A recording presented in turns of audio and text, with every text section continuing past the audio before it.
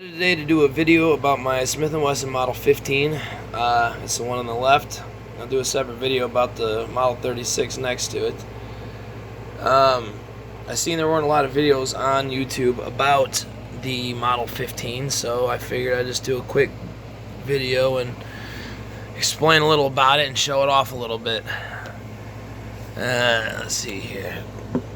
The Smith & Wesson Model 15 was formerly known as the K-38 Combat Masterpiece.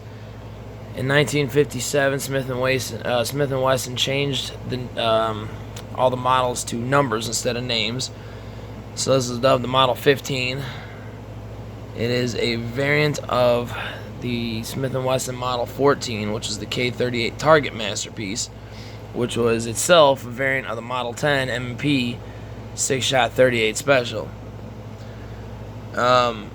Some of the police and FBI wanted a more usable, shorter barrel version of the Target Masterpiece, so Smith & Wesson decided to make the 4-inch version.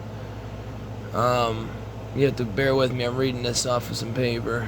They made the 4-inch version and then later came out with the 2-inch. So Model 15 was born. It's basically an adjustable sight version of the Model 10 with target shooting features like the trigger and the hammer and a few things. Mine is a 15-3. It's a 6-shot 38 Special.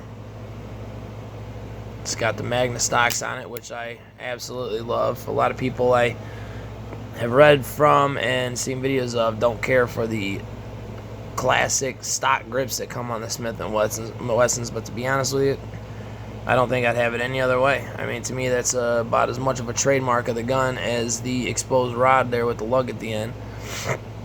I don't think I would ever change that. The gun was made from 1949 to 1999, and then in 2011 they reintroduced it in their classics line, but it looks very different. If anything, it looks more like an 1873 6-shooter than it does this. I believe I read that it said that the Air Force Police used it as their issue weapon. I don't know if that's true or not. I know that a lot of Air Force use the Colt Cobras, a lot of lightweight guns. The Smith & Wesson Model 37, which is the airweight version of that gun, and they had lightweight guns. But as far as the police go, maybe they did. The difference in the dashes, in Model 1957, it was changed to the Model 15 from the K-38 Combat Masterpiece. 1959 was when the Dash 1 was introduced. They changed extractor rod threading from right hand to left hand. In 1961, the Dash 2s came out, and they got rid of the trigger guard screw, and they changed the cylinder stop. In 1964, they introduced the 2-inch heavy barrel, which you can see here. It has the it's straight all the way through the barrel, whereas the Chief Special, as you can see, it tapers as it gets toward the end. The heavy barrel was helped to add a little more weight and give a little bit better accuracy. In 1967, the Dash 3 was introduced. They relocated the rear sight leaf screw, which I assume is probably that one right there. And in 1968, they got rid of the diamond grips. So as you can see, mine is past the 68. This is the original set of grips, and you know that because if you open up, take them off, and you look inside of this one, it should have the serial number on the bottom stamped on the inside, and this does. So mine was made after 1968. 1977 was when the Dash 4s came out, and from all research I could do based on the serial number, I believe this was made in 1977, so it had to have been probably one of the last ones made before the design changes were made and the Dash 4 was introduced. But I have to say, at first when I was looking to get my first Smith & Wesson, this was my first. I love the blued finish, by the way. I like the nickel too, but this blued is unbelievable, especially under some bright light. You can actually see the dark blue color of it, and it is beautiful.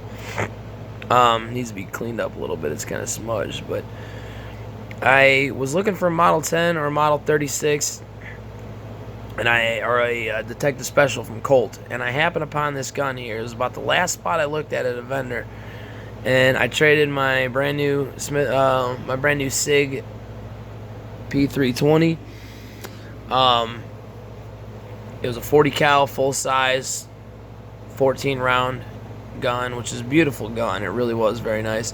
And I got rid of my Bursa Thunder 380, which seemed like a bit to be getting rid of, but to be honest with you, ever since I've had this, and the more I own it and the more I hold it and see it, the less I miss those guns. I mean, I don't know if I ever even missed them.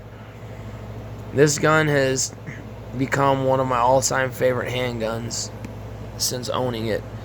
I never thought I'd like the square butts on the bigger guns. It's a K frame, so it's like the second biggest size. That one is a J frame, which is the smallest.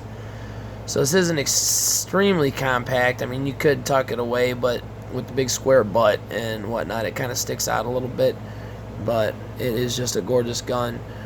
I really like the Colt Diamondbacks as well, especially the Snubs. They had different barrel lengths of those, probably more options than this had. But especially the Snub Diamondbacks are beautiful. They are basically the Colt version of this gun. They're a 6-shot, 38 special, medium-sized revolver, and they are gorgeous as well. But I have to say, I've had many different guns in my life that I thought were my favorites. I love the 1911s, I love the M9 Berettas, and I love quite a few other guns out there. But I have to say, I do believe that this is my all-time favorite gun now, and I would not trade it for anything. I'm hoping to keep this one as long as I live.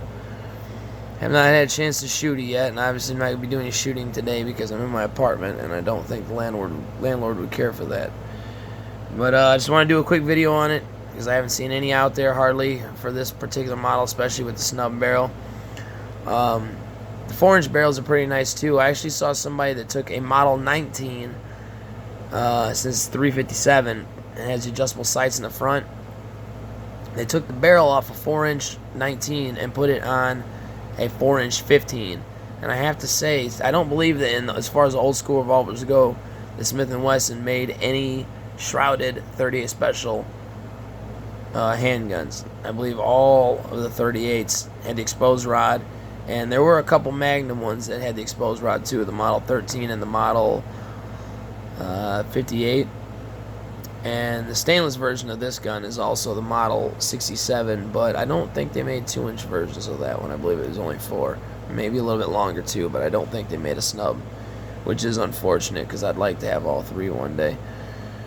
But yes, this is an absolutely gorgeous gun, and that looked really cool. I like that shroud look on the shrouded look on the Model 15 with the 38. I thought that was pretty cool looking. I don't know that I would ever be able to get something like that done, but if I had spare Model 15s and spare 19s laying around, yeah, and I had a competent gunsmith, I'm pretty sure I would like to make that happen one day. But there is a video online of that gun the guy has. It was a police issue. I think it was his dad's, he said, or his uncle's or somebody. But it's a beautiful gun as well. But yes, this is perfect weight, nice and heavy. It's got great sights on it, and it's just about everything I've ever wanted since I was a kid. I've never used to be a big fan of revolvers, but I always told myself, ever since I was a kid, that if I ever got ever were to get a revolver, I'd want a snub-nose blued revolver with the grips, the wooden grips on it like this, and about this size. And I have to say, my first one is not disappointed. So I did one previous video, just brief, on this one and on the Model 36. But I will do another little bit longer video of the Model 36 and explain more details about that. That one is a no dash, in case anyone's wondering. I've not figured out the year on it yet. But these two are some of my favorite guns. I absolutely love the old Smiths and the old Colts. One day, hopefully, I'll be able to do a video on many more models of both. So, thank you.